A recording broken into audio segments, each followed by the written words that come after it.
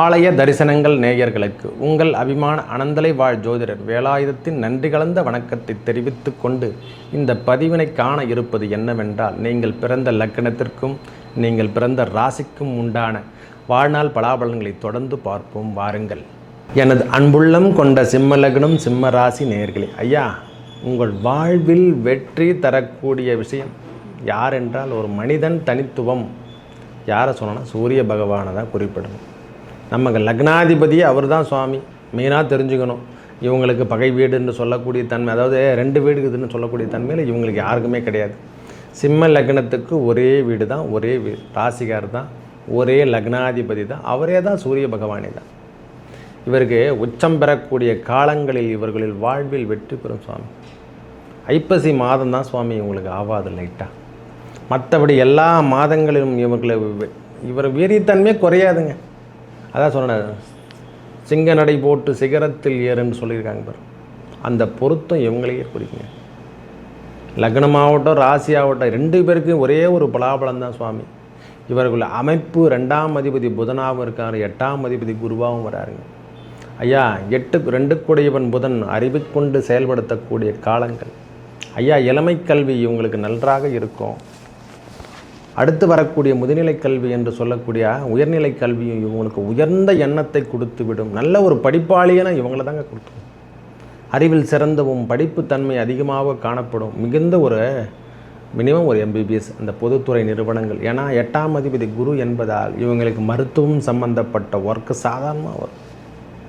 ஐயா சாதாரணமாக இவங்க ஜோதிடர் நிறைய பேர் பார்த்தோன்னா இவங்க சிம்மராசிக்காரங்க டீச்சர்ஸ், ஜோதிடர், உயர்ந்த நிலை கல்வி பெற்றக்கூடிய தலைமை பொறுப்பு ஏற்று நடத்தக்கூடிய அமைப்புகள் எல்லாரும் பார்த்தோன்னா சிம்ம ராசி சிம்ம லக்னத்தை உடையவங்க தான் இருப்பாங்க. எந்த ஒரு தொந்தரவும் இவங்ககிட்ட எதுவுமே அகலாது. என்ன கண்டகச்சனி என்று சொல்லக்கூடிய ஆசிரமத்து சனி காலங்களில் மட்டுமே இவங்கள் வாழ்வில் தரக்கூடிய பிரச்சனைகளை இவங்களை சந்திக்க முடியாது. மற்றபடி அந்த விஷயத்தில் கூட அந்த நேரத்தில் கூட இவங்க தாண்டி எல்லா விஷயத்திலையும் வெற்றி பெறுவாங்க.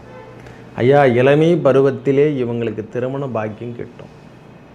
ஒரு 27, 28க்குள்ளே இவங்களுக்கு நல்ல விதமான பாக்கியங்கள் கெட்டுவிடும். ஐயா கல்வி நன்றாக இருக்கும், தொழில் நன்றாக இருக்கும், சுய வேலை வாய்ப்பு என்றால் இவங்களுக்கு தாங்க கொடுக்கணும். இன்றைக்கி நடக்கிற communication, cell moments, communication, net, இதெல்லாம் மொத்தமே இவங்களாம் சாதாரணமாக வரும். இவங்க அந்த வேலையை எடுத்தாங்கன்னா அவ்வளோ சிறப்பாக செய்யக்கூடிய ஆட்களில் இவரும் ஒருவர். மிகவும் தனித்தன்மை என்றால் அது சிம்ம லக்னம் சிம்ம ராசிக்காரையை குறிக்குங்க. பிரச்சனை தரக்கூடிய விஷயங்கள் எதனா இருக்கட்டுங்க, அது எல்லாத்தையும் ஃபேஸ் பண்ணிட்டு வருவார். அதை நீங்கள் எது சொன்னாலும் அவங்ககிட்டலாம் ஒன்றுமே படமே ஓடாது. ஒரே வார்த்தை சொல்லலாம், 2ஆம் அதிபதி புதன் அறிவை கொண்டு செயல்படுத்தக்கூடிய காலங்கள். எந்த நேரத்துலையும் அவங்க அறிவை கரெக்டாக தீட்டி வச்சுருப்பாங்க. அந்த அறிவிலே அவங்க செயல்படுத்தி எல்லா விதமான வேலையும் செஞ்சு முடிப்பாங்க. ஐயா 5ஆம் அதிபதி குரு பகவான். இவங்களுக்கு யோகக்காரகன் என்றால் செவ்வாய் பகவானும் சூரிய பகவான் தான் சுவாமி.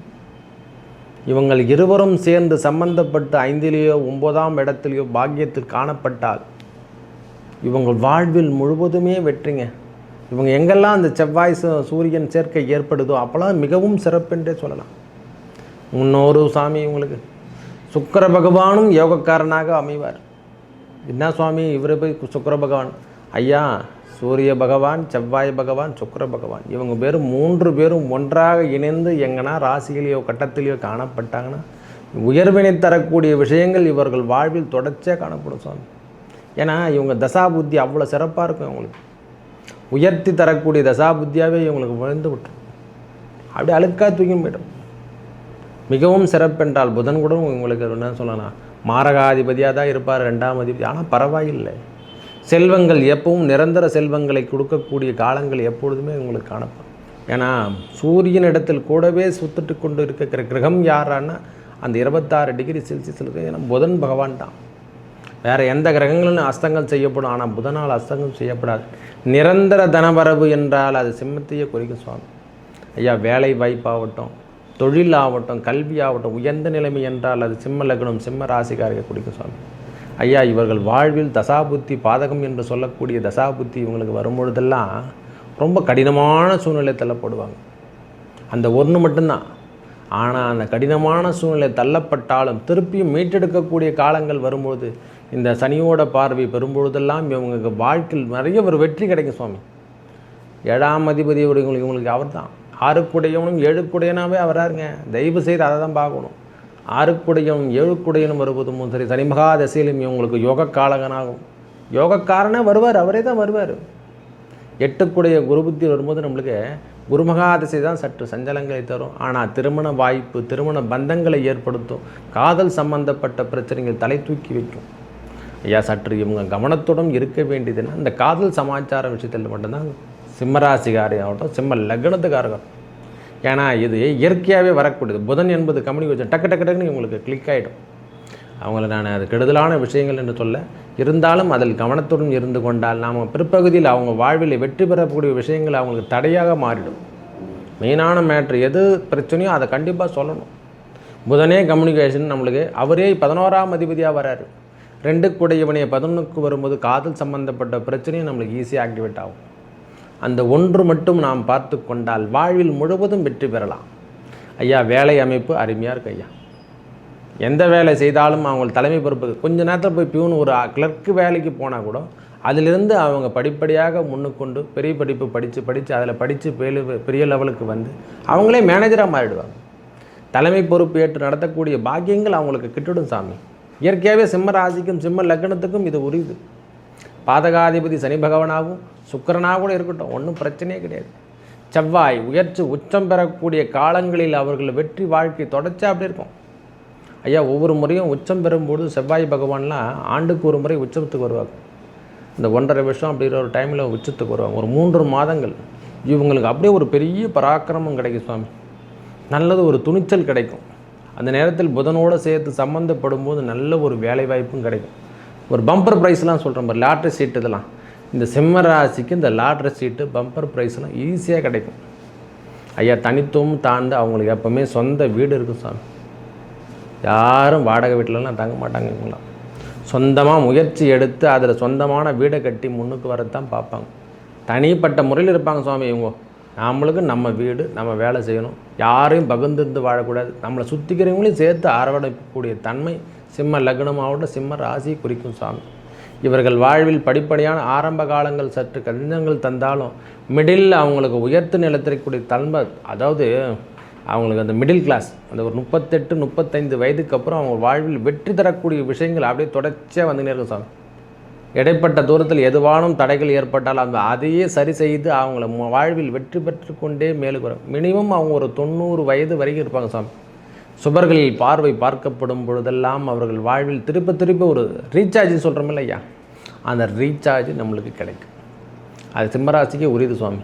ஏன்னா சூரியன் நீச்சம் அடைகிறது அந்த ஐப்பசி மாதம் மட்டும்தான் நம்மளுக்கு பிரச்சனை வரும். மீதி சித்திரை மாதம்லாம் அவங்களுக்கு உச்ச நிலைமையில் இருப்பாங்க. ஒரு முறை ஒரு மனிதன் உச்சம் பெறும் பொழுதெல்லாம் அந்த ஒரு வருஷத்துக்கு தேவையான ரீசார்ஜ் அவங்க பண்ணிக்குவாங்க ஆட்டோமேட்டிக்காக. அதில் எப்படி வாழணும், எப்படி வாழக்கூடாது, இந்த நேரத்தில் சேமிப்பு தொடங்கணுமா தொடங்க தேவையில்லையா அப்படின்னு சொல்லக்கூடிய யாரானா சிம்ம லக்னம் சிம்ம ராசியை குறிக்கும். அவ்வளோ சிறப்புங்க. அவங்கள பார்த்து நாம் ஒரு டைட்டில் எடுத்துக்கலாம். ஒரு கிளாஸ் எடுக்கணும், ஒரு படம் எடுக்கிறோம் அப்படின்னா அந்த ஃபார்முலாக நம்மளை அவங்ககிட்ட தேர்ச்சி பார்த்து தெரிஞ்சுக்கலாம். எந்த ஒரு தொந்தரவு வந்தாலும் அதை தடையெல்லாம் படியாக மாற்றிக்கொள்ளக்கூடிய தன்மை அவையெல்லாம் முடிச்சுட்டு அவங்க வந்துடுவாங்க. ஐயா, இவங்களுக்கு திருமணமாகி குழந்தை பேரில் நிறைய பசங்க இருக்கும். இன்றைக்கி தான் குழந்தை பேருன்னு குடும்ப கட்டுப்பாடெலாம் சொல்லிட்டாங்க. இருந்தாலும் அவங்களுக்கு குழந்தை பேருக்கெலாம் தடை இருக்காது. ஏன்னா 5ஆம் அதிபதி குரு பகவானாக வர்றதால, புத்திரக்காரகன் அவரே வர்றதாலையும், அவரே நம்ம சொல்லலாம், அவரே நம்மளுக்கு 8ஆம் அதிபதி வரதால் அந்தரங்கம் என்று சொல்லக்கூடிய வகையில் அந்த சின்ன விஷயங்களை மட்டும்தான் நாம் பார்த்துக்கணும். ஐயா, ஆன்மீக ஈடுபாடு ஒரு மனுஷன் இறைப்பற்று கண்டிப்பாக இருக்கணும். அந்த இறைப்பற்று யாருக்குன்னா அந்த சிம்ம லக்னத்துக்கும் சிம்ம ராசிக்கும் உடையவர்களுக்கு 2 பேருக்குமே உண்டு. அவங்க இறைப்பற்றுனா இறைவன்னா அப்படி தான் கும்பிடுவாங்க. இறைப்பற்றோட வாழ்க்கையை முதல்ல ஆரம்ப நாள்லேருந்துங்க சிறு வயதிலிருந்து முதியவர் வரைக்கும் அவங்களுக்கு இறைப்பற்று மிகுதியாக காணக்கூடிய யாரான சிம்ம லக்னம் சிம்ம ராசி. ஒரு பராக்கிரமமான தலைமை பொறுப்பு ஏற்று நடத்தி அவர்கள் வாழ்வில் முழுவதும் வெற்றி தரக்கூடிய விஷயங்களும் பெற்றியே வாழ்வாங்க. அதாவது சிறிய தடைகள் ஏதேனும் இருந்தால் அவங்களாம் அதெல்லாம் சலிச்சிக்க மாட்டாங்க. எந்த ஒரு பிரச்சனையாக இருந்தாலும் ஃபேஸ் பண்ணக்கூடியவங்க, நேருக்கு நேராக ஃபேஸ் பண்ணுறவங்க, எதிரிகளை எதிர்கொண்டே பந்தாடக்கூடிய தன்மை, தனித்துவம், 1 மேன் ஆர்மின்னு சொல்கிறோமில்ல. ஒரு மனுஷன் மிலிட்ரிக்கார மாதிரிக்கிறான்னா அது சிம்மராசி சிம்ம லக்னத்துக்கார். அவங்க நிமிர்ந்த நடை அப்படியே இருக்கும். அவங்களுக்கு பார்த்தா கம்பீரமாக இருக்கும். அவங்களுடைய ஸ்பீச் கூட சொல்லுங்கள் அப்படின்ற மாதிரி தான் இருக்கும். அந்த பயம் என்பது அவங்க வாழ்வில் என்பது இருக்கே இருக்காதுங்க. அது ஆணாக இருக்கட்டும், பெண்ணானாக இருக்கட்டும். அந்த ஒரு பராக்கிரம் என்றுன்னா அவங்கள தான் குறிக்கணும். அந்த பராக்கிரம் இருந்தாலும் அறிவை கொண்டு வெல்வார்கள். ஏன்னா 2ஆம் அதிபதி அவரே தான், 11ஆம் அதிபதி. நிரந்தர தனம் வருவுங்க. இந்த அறிவியல் சொல்ற கமிஷன் ஏஜென்சி பெறக்கூடிய ஆட்கள் யாரானா இவங்க தான். மருத்துவம் சம்மந்தப்பட்ட வேலை செய்கிறவங்க யாரானா இவங்க தான். டீச்சர்ஸ் என்று சொல்லக்கூடியவங்க வேலை யாரானா இவங்க தான். அது சாதாரணமாகவே அவங்களுக்கு வந்துடுங்க. இயல்பான குணங்களில் வந்து நான் உடனே பார்த்து அவங்க படிச்சுட்டு இருப்பாங்க, சும்மா இருக்க மாட்டாங்க. உடனே பார்த்தா எதனா ஒரு டியூஷன் சென்டரோ எதனா ஏற்படுத்தி அவங்க பண்ணணும். அந்த ஒர்க்கிங்கில் தான் போய் விட்பாங்க. ஏன்னா 8ஆம் அதிபதி குரு என்பதால் அவங்களுடைய அந்த தனித்தன்மை இருக்குது. அவங்க வேணால் ஒரு ஒர்க் பண்ணுவாங்க, இருந்தாலும் இந்த அடிஷ்னல் ஒர்க் எதிரான இந்த டீச்சர் வேலை அவங்களுக்கு இருக்கும். சாதாரணமாக அந்த ஜோதிடம் என்ன சொல்லலாம், வாழ்க்கையை கணிக்கின்ற தத்துவம். ஜோதிடம் அவ்வளோ பெரிய விஷயம் கிடையாது. எல்லாத்தையும் புரிஞ்சிங்கன்னா ஒரு மனுஷன் ஜோதிடம் தெரிஞ்சிட்டாவே போதுமானது. வாழ்வில் நெளிவு சிலிவு எல்லாத்தையும் கற்றுக்கொண்டு நாம் எவ்வளோ பெரிய தடை வந்தாலும் அதில் ஃபேஸ் பண்ணி உள்ளே பூந்து வெளியே வந்துடலாம். அந்த தனித்துவத்தை கொடுக்கக்கூடிய யாரானா சிம்ம லக்னம், சிம்ம ராசிக்காருங்க மிகவும் சிறப்புங்க. சாதாரணமாகவே வரும் அவங்களுக்கு ஜோதிடலாம். நீங்கள் போய் ஜோசிகார்கிட்ட போய் கேட்கணும் கூட அவசியம் இல்லை. அவ்வளோ சிறப்பு அவங்ககிட்ட இருக்குது. மனிதன் வாழணும்னா இவங்களை பார்த்து ஒரு டிக்ஷனரி என்று ஏற்கனவே சொன்னதான். நோட் புக்கில் வந்து அவங்கள பார்த்து நம்ம எழுதிக்கலாம். என்னங்க இந்த காலகட்டத்தில் எவ்வளோ தடை வந்தாலும் அவங்க எப்படிங்க மீட்டெடுக்கிறாங்க. அவ்வளோ சிறப்பான வேலைகள் அனைத்தும் செய்வார்கள். ஐயா, மகாவிஷ்ணுவையும் முருகப்பெருமானையும் வழிபட இவர்கள் வாழ்வில் வாழ்நாள் முழுவதுமே சனி பகவானையும் வழிபட எந்த தடையும் வராது. காலபைரவரையும் வழிபடவும், மேலும் நல்லதெல்லாம் நடக்க குலதெய்வ வழிபாடை மேற்கொள்ளுங்கள். நன்றி, வணக்கம்.